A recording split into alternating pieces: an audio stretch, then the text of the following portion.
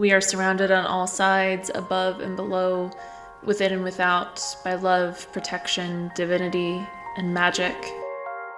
The circle is cast, and so it is. Hello. My name is Chelb. My pronouns are they, them, and this is Phasecraft Collective, your weekly check-in with the tarot to get the vibes, to see what's possible, to see what energy is available for the week to come. And hey, guess what? It's a big one yet again. Astrologically, we have a lot going on. We are in Venus retrograde right now. We are in the Mercury retrograde shadow period. Mercury retrograde begins on Saturday. We have a full moon and total lunar eclipse on Friday or Thursday, I think, depending on where you are in the world. The energy is a lot.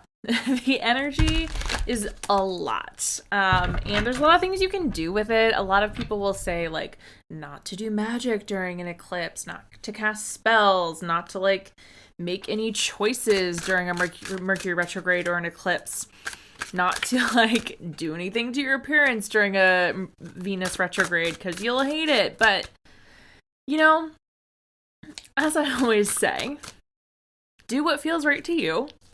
Astrology is nothing to fear. It is simply something to work with. For example, I gave myself a haircut. Well, there's some weird separation happening here right now, but I gave myself a haircut as soon as Venus retrograde started, impulsively, and I love it. So it just depends, when it comes to Mercury retrograde, when it comes to eclipses, just slowing down, deciding why you want to do what you want to do and how you can best phrase it, work with it, plan it to make sure that you get the results that you want. You can do whatever you want. You can do whatever you want as long as you're not, stepping into closed practices or, causing unnecessary harm. Oh my god, yeah. And just now, when I'm shuffling mindlessly, we got the Empress. So yeah, take care, do what feels right, do what you want to, and just be aware of the effects on yourself, your body, your mind, your process, your world. But let your creativity take over. Thanks, Empress. I'm gonna put you over here. So that's cool. And I will be putting up a spell circle for the eclipse if you are a member of my Patreon. The abundance tier, the $8 tier and up, will get the written spell on the full moon on Friday. I'm gonna try to send it out on Thursday so you have a little bit of time to prepare. I did put all the materials that you'll need in the Witchcraft Weekly yesterday, if you are a Patreon or paid Substack subscriber.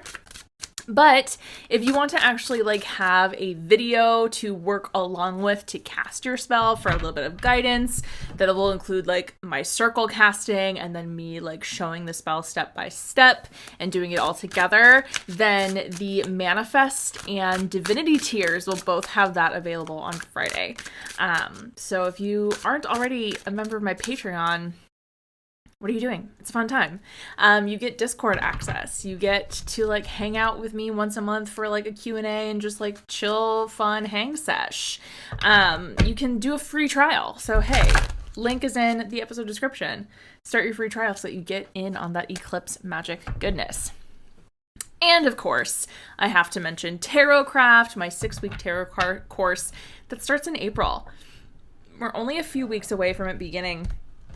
You can sign up for the full course, get 6 live classes, 2 pre-recorded classes, Discord access, a one-on-one Q&A session with me, and a couple group open office hours. It's a whole fun thing. So all the information for that is, you guessed it, again, in the episode description. You can also sign up for individual classes. So if you only want to hear about the history of tarot, or you only want to learn about different ways to interpret that aren't just memorizing meanings, you can just come to any of those individual classes, or you can come to the whole thing. I do offer payment plans, so you can break up the cost into 4 payments every 2 weeks. And that's it. that's the stuff. So anyway, let's get to the reading, shall we? I'm shuffling the cards. I'm playing with the cards. The cards are ready to come out. So let's get to it. If this is your first time with me, we always begin by taking a few minutes to breathe and center and do what's called casting a circle or setting container. Sorry, I got a little bit of a frog in my throat today. So if you'd like, you can join me in closing your eyes and just taking a couple of deep breaths. Letting yourself come into this space, into this moment. Feeling your shoulders rising and falling. Your rib cage expanding and softening.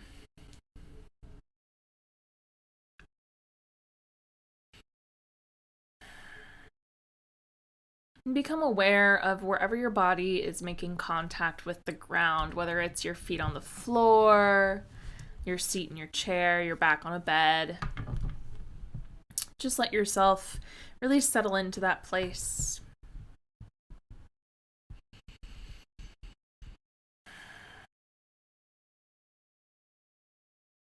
Imagine your breath traveling down your body and landing in that point of contact, helping you feel that anchor, feeling gravity supporting you, the earth holding you, knowing that you are here, you are present, and you are powerful. And as I now name the spirits and guardians of the elements, I invite you to imagine them creating a circle of protection around you. You might see stones or trees or flowers or mushrooms rising up in a ring on the floor.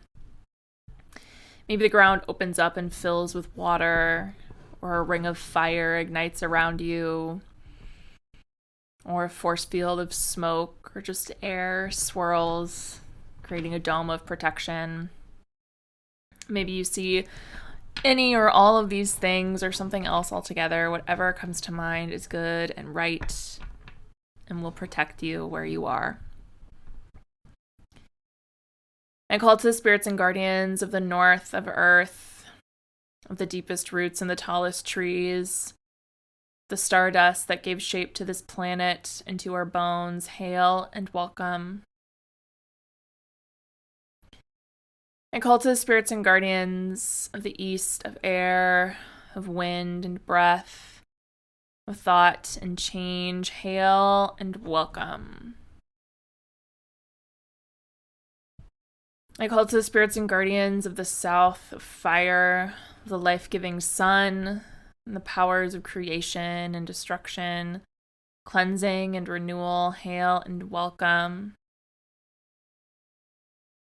I call to the spirits and guardians of the west, of water, the oceans and our blood, the rivers and our sweat, the rain and our tears. Hail and welcome.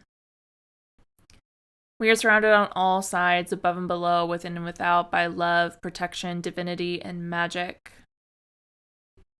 The circle is cast, and so it is.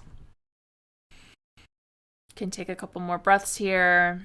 And whenever you are ready, you can open your eyes. Cool. All right, let's read some tarot cards. Goodness me. All right, this is a slippery deck. This is the Touchstone Tarot by Cat Black. It's got some fun, like, Renaissance imagery right away. We've got 3 cards jumping out. Did we have the 4 of Cups last week? Or am I misremembering? Either way, the 4 of Cups is here. Yep. 4 of Cups, 10 of Coins, Magician, everyone's best friend, the Tower. We love to see it. I actually do love to see the Tower. Wow, we're just like...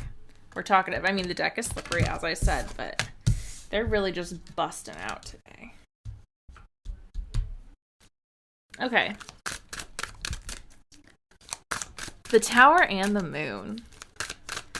The Tower, the Moon, the 9 of Swords.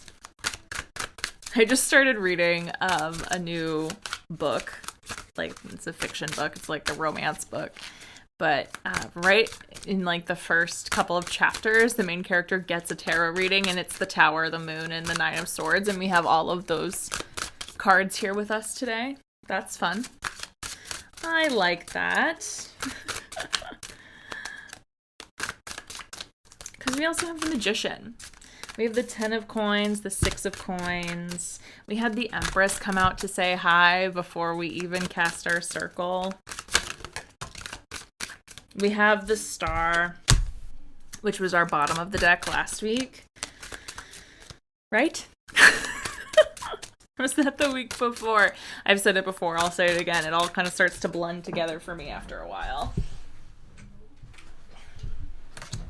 Yeah, Ace of Wands.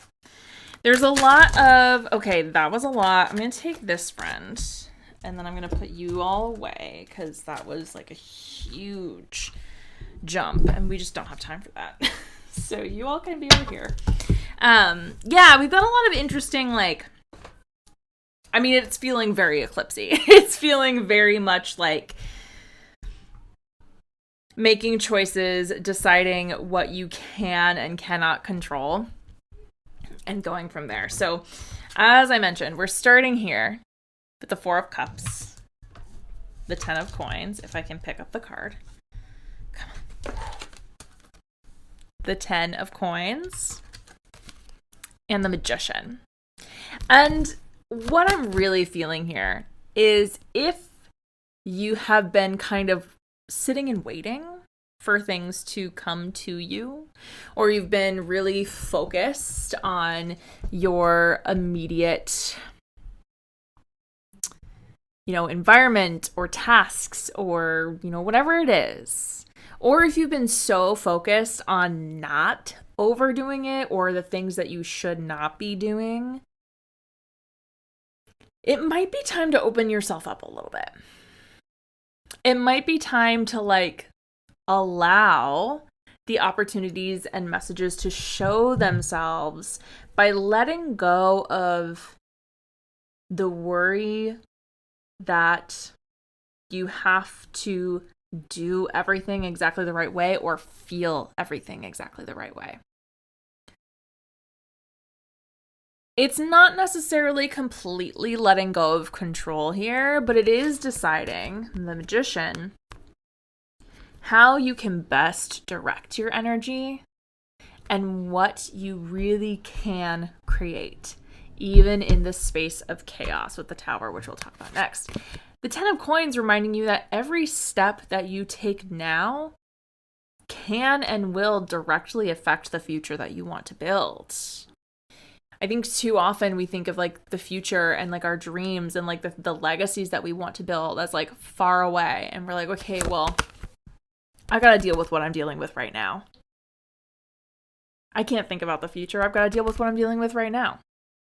But even those big, lofty, long-term goals can start to be accessed, can start to be set in motion right now, if you choose to let go of the idea that you cannot do anything about it right now, and instead fully step up and claim the future that you want to see, claim the goals that you want to achieve, claim the magic that will help you move forward. It's that, you have what you need if you allow yourself to access it. And then we come to the Tower, right? The Tower and the Moon. And what this is really giving here.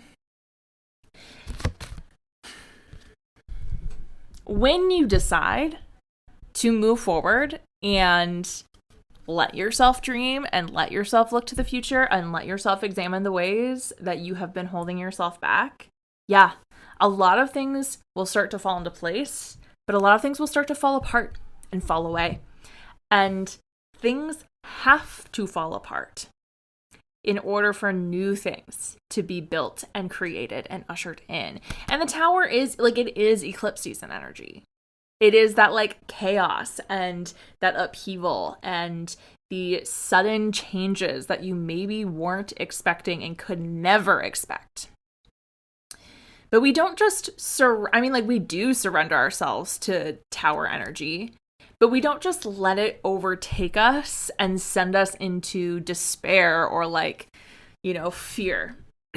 Or maybe we do, but you don't have to. Instead of allowing the things that fall apart to send you into these 9 of Swords spirals and anxiety, how can you instead see what they bring up and out of the depths of your subconscious, your dreams, your desire? Pay attention to your dreams over the next few weeks, especially around a full moon, especially around an eclipse. See what is being excavated and pulled out of you to show you exactly how you can start to move in deeper alignment with that future that you want to create. I'm going to try to pick up the 10 of coins. There it is. Then you have your choice. 6 of coins, 9 of wands. You have your choice to reflect on what you have achieved and what you now have to give to yourself, to your community. You have your choice to ask for help and ask maybe the universe, maybe spirit, maybe people, maybe, whatever it is, to ask for help navigating these things, or you spiral. What needs to happen now, or in the coming week, as we move into these very difficult transits,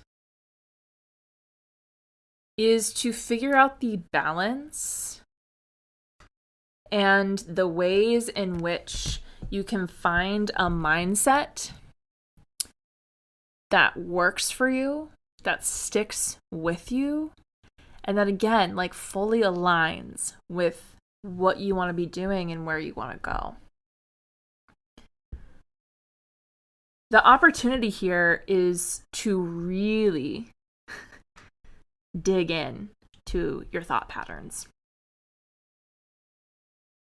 to get curious about them, to find the root cause of any distress,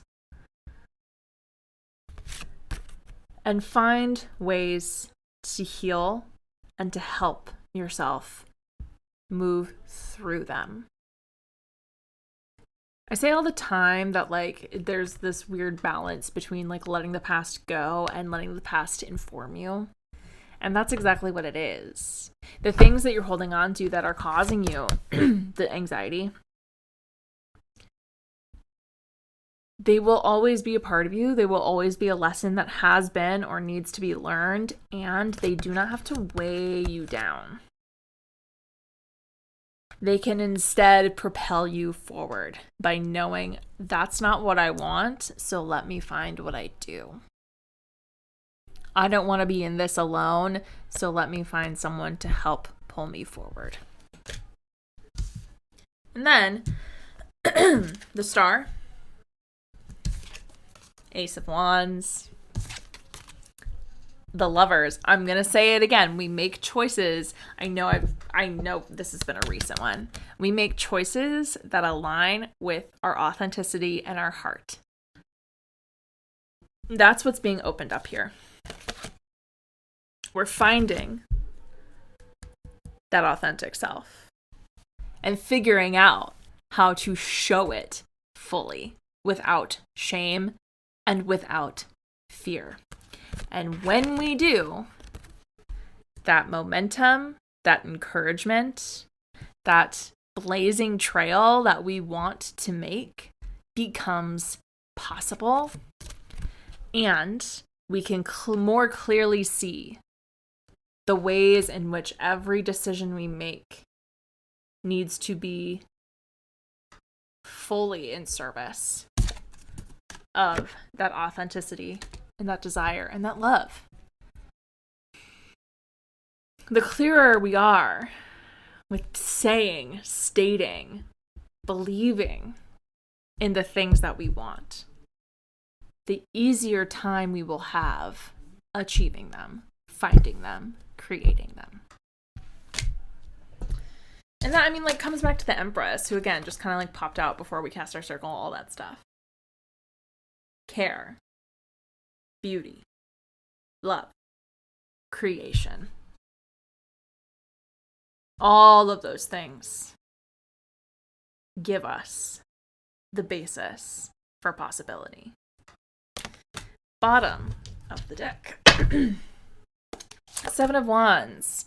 Yeah, it's that balance of fighting for the things that you know you want, fighting to keep your authenticity alive and shining, fighting to not take any BS about where you're going, fighting for what you believe in.